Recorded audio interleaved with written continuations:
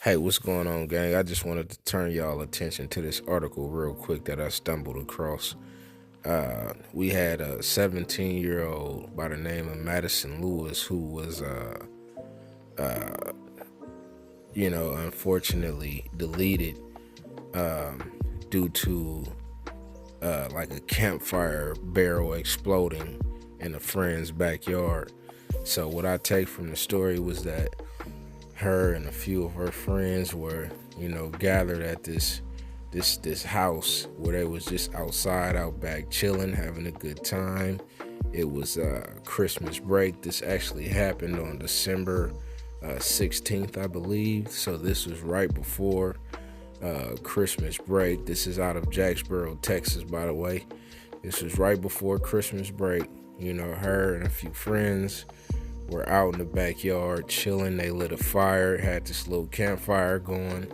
The weather is pretty cold around that time, so they chilling. They got this fire going. A few ladies, a few young teenage women or girls, and I guess it was a few boys. And with the young teenage boys or teenage men in this case, because this guy was about 23 years old. So in this case, they chilling, and the guy, the 23-year-old, who I'm not going to mention because just for the sakes of accuracy, I don't want to be wrong with the names, but I do have a last name for you. The last name was Lindsay, the 23-year-old. Thought it was a good idea to throw a can of gas into the barrel of fire. So into the fire, the campfire that they had going. He decided that throwing a barrel of gas was a good idea,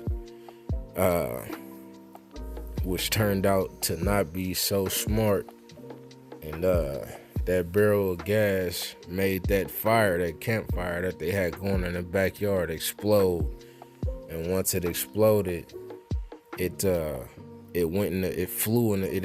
exploded in the direction of 17-year-old Madison Lewis, instantly burning her, over 90% of her body. And I could just imagine all of the, the shrapnel from the steel barrel, hitting her as well and flying in all sorts of directions. This was essentially a grenade exploding. You know what I mean?